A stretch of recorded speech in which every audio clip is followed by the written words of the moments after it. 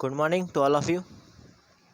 Wiring estimation, costing અને contracting આ સબ્જેક્ટમાં આપણે ચેપ્ટર નંબર 2 સ્ટાર્ટ કર્યું હતું, જેનું નામ હતું અંદાજના મૂળભૂત તત્વો અને કોન્ટ્રાક્ટ વિશેની સમજ. તો સૌપ્રથમ આપણે અંદાજ વિશે માહિતી મેળવી કે અંદાજ કોને કહેવાય અને અંદાજ માટેનો અલગ અલગ આપણે પ્રાથમિક પરિચય મેળવ્યો. ત્યાર પછી આપણને ખ્યાલ છે કે કોઈપણ પ્રકારનું આપણે એસ્ટિમેશન કરીએ કોઈ પ્રોજેક્ટ કરવા માટેનું, તો એ એસ્ટિમેશનની મદદથી આપણને ફાયદો શું થાય, એટલે કે ઇમ્પોર્ટન્સ ઓફ એસ્ટિમેશન, અંદાજની અગત્યતા. તે અગત્યતા વિશેના તમામ પાસા આપણે જોયા. અને એ સિવાય એક ખૂબ જ મહત્ત્વનો પ્રશ્ન, એટલે કે જે સારો અંદાજકાર હોય એ અંદાજકાર પાસે કયા કયા પ્રકારના લક્ષણો હોવા જોઈએ, તો એ તમામ આપણે લક્ષણો વિશે વાત કરી. અને ત્યાર પછી હવે આજના લેક્ચરમાં આપણે અંદાજ કરવાની જે રીત હોય અથવા અંદાજ કરવાની જે પદ્ધતિ હોય એ પદ્ધતિઓ વિશે ચર્ચા કરીશું. તો આપણે અગાઉ પણ વાત કરી હતી કે અંદાજ આપણે બે રીતે કરી શકાય. એમાં પ્રથમ રીતનું નામ હતું અડસટ્ટો અંદાજ, એટલે કે સામાન્ય અથવા તો લગભગ અંદાજ કહી શકાય. ને બીજી રીત હતી એની વૈજ્ઞાનિક અંદાજની હતી. તો બંને અંદાજ કોને કહેવાય એ વિશે માહિતી મેળવીશું ને ત્યાર પછી બંને અંદાજની આપણે સરખામણી કરીશું. જીટીયુની દ્રષ્ટિએ એક ખૂબ જ મોસ્ટ આઈએમપી ક્વેશ્ચન આ ગણી શકાય કે જે દરેક એક્ઝામમાં રિપીટ થતો હોય છે. તો જે સરખામણી આપેલી છે આપણને અડસટ્ટો એટલે કે લગભગ અંદાજ અને વૈજ્ઞાનિક પ્રકારનો અંદાજ, તો બંને વિષયની સરખામણીને આપણે ખૂબ ધ્યાનથી સમજીશું અને યાદ રાખવાનો પ્રયત્ન કરીશું. તો પ્રથમ આપણે સમજીશું કે અડસટ્ટો અથવા તો લગભગ અંદાજ કોને કહેવાય. આપણને ખ્યાલ છે કે આપણે જ્યારે કોઈપણ પ્રોજેક્ટ કાર્ય નવું શરૂ કરતા હોઈએ તો એ વખતે એનું અંદાજ કરવા માટે આપણે એ ફિલ્ડ વિશેનું જે સામાન્ય જ્ઞાન ધરાવતો હોય એ માણસ પાસેથી આપણે અંદાજ કરી શકાય છે. પરંતુ જે સામાન્ય જ્ઞાન ધરાવતો માણસ હોય એ આપણને અંદાજ તો કરી આપશે, પરંતુ એ અંદાજ વિશેની સચોટ માહિતી આપણને નહીં મળે. કેમ કે જે સામાન્ય જ્ઞાન ધરાવતો જે માણસ હોય એ માણસ આપણને અંદાજ આપે છે, પરંતુ એ એસ્ટિમેશનના તમામ પાસાનો વિચાર કરતો નથી. એટલે કે એના જે ટેકનિકલ પાસા હોય એ ટેકનિકલ પાસાની માહિતી એ માણસ પાસે હોતી નથી. એટલે આપણને જે પણ અંદાજ મળશે એ અંદાજ વિશે આપણે કાર્ય કરીશું તો કાર્ય પૂર્ણ પણ કરી શકાશે, પરંતુ આપણું જે કાર્ય હોય એ જે કાર્યનું જે એક્યુરસી હોય એ એક્યુરસી ઘટી જશે અને આપણા કાર્યની જે સમયમર્યાદા હોય એ સમયમર્યાદા પણ ક્યારેક વધી જાય અને ક્યારેક એવું પણ બની શકે કે આપણું કાર્ય અડધેથી આપણે એને અધૂરું છોડવું પડી શકે. આવું કેમ બની શકે? કેમ કે જે સામાન્ય જ્ઞાન ધરાવતો માણસ હોય એ માણસ પાસે ટેકનિકલ માહિતી ના હોય, અને ટેકનિકલ જાણકારી ના હોય તો આપણા કાર્યમાં જો કોઈ પ્રોબ્લેમ ઊભો થાય તો એ પ્રોબ્લેમનું સોલ્યુશન એ પોતે કરી શકતો નથી. એટલા માટે આપણે જે લગભગ અથવા તો અડસટ્ટો અંદાજ હોય એ અંદાજને થોડી ઓછી પ્રાયોરિટી આપતા હોઈએ છીએ, અને જે વૈજ્ઞાનિક અંદાજ હોય એ અંદાજ તરફ આપણે વધુ ભાર મૂકતા હોઈએ છીએ. વૈજ્ઞાનિક અંદાજ કોને કહી શકાય? તો જે પણ આપણે કાર્ય કરવાનું હોય એ કાર્યનો એ તજજ્ઞ માણસ હોય, એટલે કે એ કાર્યનું એ પોતે સંપૂર્ણ જ્ઞાન ધરાવતો હોય, જેને આપણે એન્જિનિયર કહી શકાય, અથવા તો એનું સંપૂર્ણ જ્ઞાન ધરાવતો કોઈ એક તજજ્ઞ માણસ હોય. એ માણસ પાસેથી આપણે જ્યારે અંદાજ મેળવીશું તો એ માણસ આપણું જે પણ કાર્ય કરવાનું હોય એ કાર્ય કરવાના તમામ પાસાની ચકાસણી કરશે. એટલે એ કાર્યના એક કાર્યસ્થળની મુલાકાત લેશે. મુલાકાત લીધા પછી એનો પ્રોપર આપણને પ્લાન બનાવશે. એ દરેક પ્લાનની માલ સામાન કેટલો વપરાય એની જાણકારી સાથે આપશે, એના માટેનો કેટલો ખર્ચો થાય, તેમજ જે પણ આપણે મટીરિયલ વાપરવાનું હોય એ મટીરિયલ બજારમાં ઉપલબ્ધ છે અથવા તો નથી, અને જો બજારમાં ઉપલબ્ધ હોય તો એ મટીરિયલની કિંમત કેટલી થશે અને મટીરિયલ કેવું વાપરવું એની ટેકનિકલ પરિભાષામાં આપણને ખૂબ જ સારી રીતે સમજ આપી શકશે. એટલે વૈજ્ઞાનિક અંદાજ જો આપણે કર્યો હોય તો આપણું જે કાર્ય હોય એ આપણું કાર્ય યોગ્ય સમય મર્યાદામાં અને સારી રીતે આપણે પૂર્ણ કરી શકીશું. તો આ રીતે કુલ બે રીત હોય. એમાં પ્રથમ રીતને આપણે કહીશું અડસટ્ટો અંદાજ, એટલે કે લગભગ અંદાજ, જેમાં આપણે જે અંદાજ કરીએ છીએ એ અંદાજ કોઈ એક સામાન્ય જ્ઞાન ધરાવતા માણસ પાસેથી લેવામાં આવે છે. અને બીજો વૈજ્ઞાનિક અંદાજ. વૈજ્ઞાનિક અંદાજમાં શું હોય તો સંપૂર્ણ જે જ્ઞાન હોય જે માણસ પાસે એ ફિલ્ડનું, એ માણસ પાસેથી આપણે આપણું જે એસ્ટિમેશન હોય એ એસ્ટિમેશન આપણે કરાવતા હોઈએ છીએ. તો હવે આપણે બંને વચ્ચેની સરખામણી જોઈશું. તો સરખામણીમાં એના જે તમામ ટૉપિક આપેલા છે એ તમામ ટૉપિકને આપણે યાદ રાખવાનો પ્રયત્ન કરીશું. તો પ્રથમ આપણને આપેલું છે અહીંયા અડસટ્ટા અંદાજની જો આપણે વાત કરીએ તો અડસટ્ટા અંદાજમાં શું હોય તો આ જે અંદાજ હોય એ અંદાજ કોની પાસે કરાવવામાં આવતો હોય? તો વિષયનું સામાન્ય જ્ઞાન ધરાવતા માણસ પાસે. આપણે વાત કરી હતી હમણાં કે 68ના અંદાજમાં શું હોય, આપણે જે એસ્ટિમેશન કરીએ એ એસ્ટિમેશન એ વિષયનું જે સામાન્ય જ્ઞાન ધરાવતો હોય, થોડું ઘણું જેને જ્ઞાન હોય, તો એવા માણસ પાસેથી આપણે અંદાજ તૈયાર કરાવતા હોઈએ છીએ. અને વૈજ્ઞાનિક અંદાજ જે હોય એ વૈજ્ઞાનિક અંદાજ એ કાર્ય કરવા માટેના તજજ્ઞ માણસ દ્વારા તૈયાર કરવામાં આવતો હોય છે. અને જો એની પાસે આપણે તૈયાર કરાવીશું તો એ જે માણસ હોય એ માણસ આપણને ચોકસાઈભરી તમામ માહિતી પૂરી પાડશે. એટલે પ્રથમ તો આપણે એ જોઈશું કે અંદાજ કોની પાસે તૈયાર કરવામાં આવે છે. 68નો અંદાજ હોય એ સામાન્ય જ્ઞાન ધરાવતા માણસ પાસે તૈયાર કરવામાં આવે છે. અને વૈજ્ઞાનિક અંદાજ હોય એ માણસ એ અંદાજ એ ફિલ્ડનું જેને સંપૂર્ણ નોલેજ હોય એવા તજજ્ઞ માણસ પાસે તૈયાર કરવામાં આવતો હોય છે. ત્યાર પછી બીજો ટોપિક કે 68ના અંદાજમાં આપણને તકલીફ શું થઈ શકે. તો આપણને ખ્યાલ છે કે જે માણસ હોય કે જે 68નો અંદાજ આપણને આપતો હોય એ માણસ પાસે કેટલો માલ સામાન વાપરવાનો છે એ માલ સામાનની પૂરી માહિતી પણ ના હોય. અહીંયા જોઈ શકાય કે એ માહિતીની ચોકસાઈ એ માણસ પાસે હોતી નથી.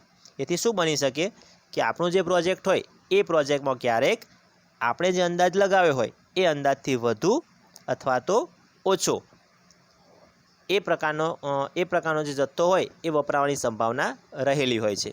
એને આપણે સાદા શબ્દોમાં એવી રીતે સમજી શકાય કે કોઈ માણસ પાસે આપણે મકાન બનાવવું હોય તો એ મકાન બનાવવા માટે આપણને અંદાજ આપશે કે આપણે આટલી ઈંટોની અથવા તો આટલી રેતીની જરૂર પડશે, પરંતુ એ માણસ પાસે સચોટ માહિતી હોતી નથી. એથી ક્યારેક એવું બની શકે કે આપણું મકાન બનતું હોય તો એ મકાન વખતે એ માણસે આપણને જે માહિતી આપી હોય એ માહિતી પ્રમાણે આપણું મટીરિયલ ક્યારેક ખૂટી જતું હોય. અને ક્યારેક એવું બની શકે કે કામ પૂર્ણ થઈ ગયા પછી મટીરિયલ વધતું હોય છે.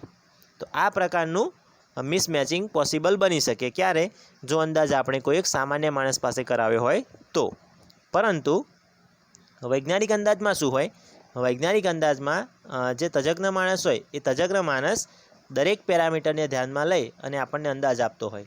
એટલે આપણને એ માણસે જે પણ કંઈ મટીરિયલ લાવવાનું કીધું હોય એ મટીરિયલ લગભગ પ્રોપર અને એકદમ સચોટ હોય.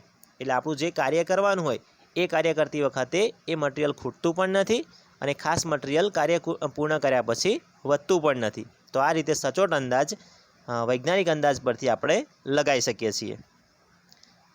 ચોક્કસ માપ અને ગણતરી આધારિત હોય છે, એટલા માટે માલ સામાનનો બગાડ થતો નથી. પછી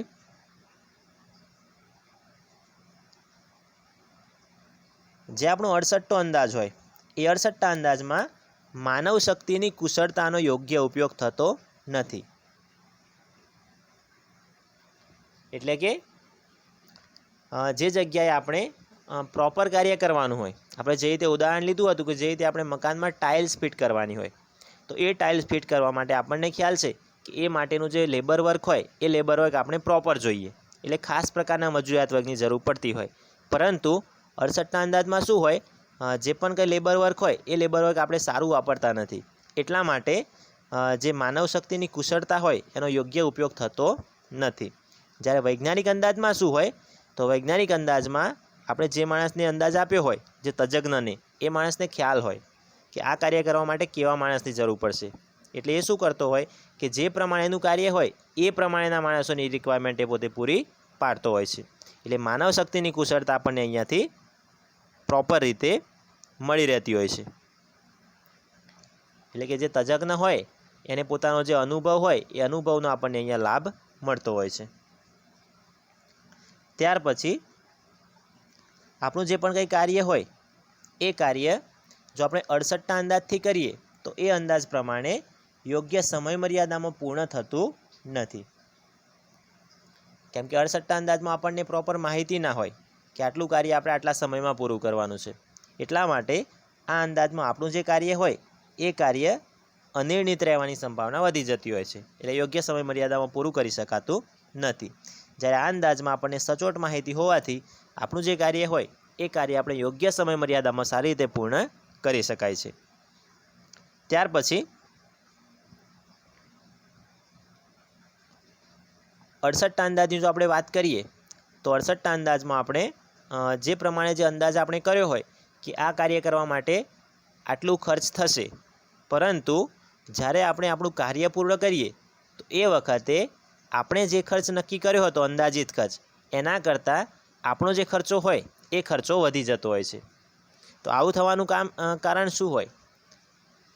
તો 68 અંદાજ કરવાથી એમાં કેટલું મટીરિયલની જરૂર પડશે અથવા તો કયા પ્રકારની રિક્વાયરમેન્ટ હશે એ તમે પ્રોપર રીતે ગાઈડ કરી શકતા નથી। એટલા માટે 68ના અંદાજમાં આપણો જે અંદાજિત નક્કી કરેલો ખર્ચો હોય એના કરતાં આપણે જ્યારે કાર્ય પૂર્ણ કરીશું તો એ ખર્ચો હંમેશા વધી જતો હોય છે।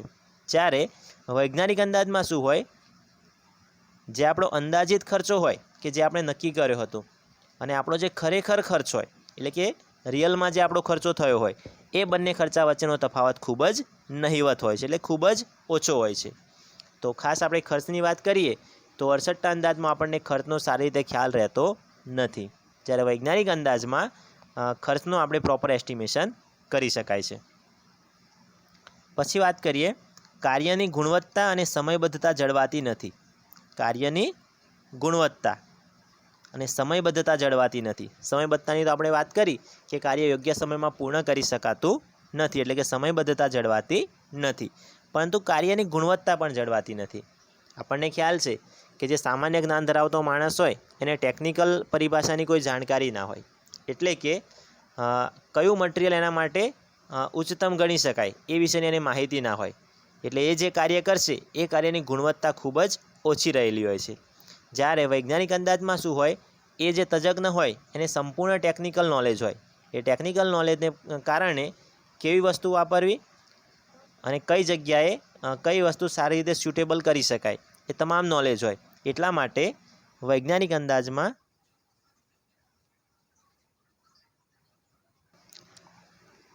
તો આ રીતે વૈજ્ઞાનિક પદ્ધતિમાં જે બંને ખર્ચ હોય એ બંને ખર્ચ વચ્ચેનો તફાવત પણ નહિવત હોય છે અને કાર્યની જે ગુણવત્તા હોય એ ગુણવત્તા પણ સારી રીતે મેન્ટેન કરી શકાય છે। ત્યાર પછી અંતિમ ટોપિક, આપણને ખ્યાલ છે કે જે 68 અંદાજ હોય એ 68 અંદાજમાં શું હોય, તો જે પણ અંદાજ લગાવ્યો હોય અંદાજ પ્રોપર ના હોય, એટલે ક્યારેક એવું બની શકે કે એ અંદાજ માટે જે જરૂરી માલ સામાન હોય એ માલ સામાન ખૂટી જાય, એટલે પાછો એ માટે ફરીથી નવેસરથી માલ સામાન લાવવો પડે। તો આ રીતે કાર્ય થતું હોવાથી એ કાર્યમાં ખર્ચ પણ વધી જાય અને કાર્ય કેવું ચાલતું હોય તો તૂટક ચાલતું હોય, એથી આ કાર્યને આપણે થાગડ થીગડાવાળું કાર્ય પણ કહી શકાય। એટલે આ કાર્યની જે નયનરમ્યતા હોય એ પણ સારી આવતી નથી। નયનરમ્યતા એટલે કે કાર્યનો દેખાવ, જેમ કે તમે કોઈ મકાન બનાવતા હોય અને એ મકાન માટે જે પણ કંઈ મટીરિયલની જરૂરિયાત હોય એ મટીરિયલ સપોઝ થોડું મકાન બનાવ્યા પછી ખૂટી જાય, એટલે પાછું તમે નવેસરથી મટીરિયલ લાવો અને આ રીતે તમે તૂટક કામ કરો, એટલે એ મકાનનો જે બાહ્ય દેખાવ હોય એ બાહ્ય દેખાવ પણ સારો લાગતો નથી। પરંતુ વૈજ્ઞાનિક અંદાજમાં એવું કહી શકાય કે વૈજ્ઞાનિક અંદાજમાં કોઈપણ કાર્ય કરવાનું હોય તો એ કાર્ય માટે જે ઓવરઓલ જે એસ્ટિમેશન હોય એ સંપૂર્ણ એસ્ટિમેશન પહેલાંથી જ આપી દેવામાં આવે છે, એટલે એ કાર્ય પોતે ક્રમબદ્ધ રીતે અને સમયબદ્ધ રીતે થતું હોવાથી એ કાર્ય આપણને ગુણવત્તાભર્યું, કરકસરયુક્ત અને નયનરમ્ય એ પોતે દેખાતું હોય છે।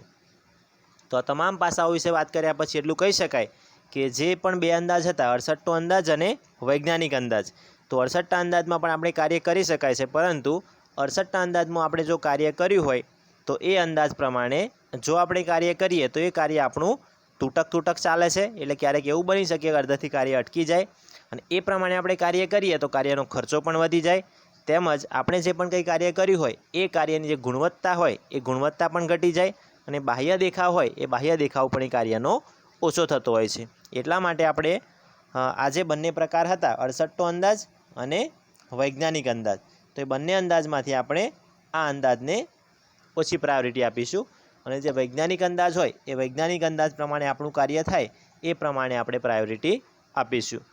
તો જીટીયુની દ્રષ્ટિએ ખૂબ જ મહત્ત્વનો પ્રશ્ન કે બંને પ્રકારના જે અંદાજ હોય 68 અંદાજ એટલે કે લગભગ અંદાજ અને વૈજ્ઞાનિક પ્રકારનો અંદાજ, બંને અંદાજ વચ્ચેની સરખામણી કરો અથવા તો બંને અંદાજની વ્યાખ્યા પૂછાય તો સહેલાઈથી આપણે સમજાઈ શકાય છે।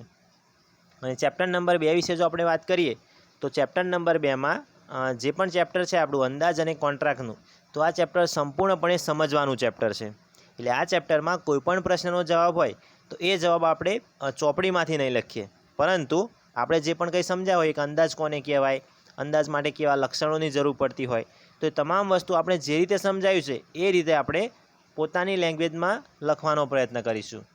તો દરેક વિદ્યાર્થી એ ખાસ ધ્યાન રાખશે કે ચેપ્ટર નંબર 2માં મેઇનલી આપણે પ્રેક્ટિકલી સમજવાનું છે અને જે પણ જવાબ લખવાના થાય એ દરેક જવાબ આપણે આપણી પરિભાષામાં લખવાના છે. કારણ કે ચેપ્ટર એક ખૂબ જ સહેલું છે ચેપ્ટર નંબર 2, એટલે ચેપ્ટર નંબર 2માં આપણે જે રીતે સમજ્યા હોઈએ એ પ્રમાણે જ આપણે તૈયારી કરવાની છે.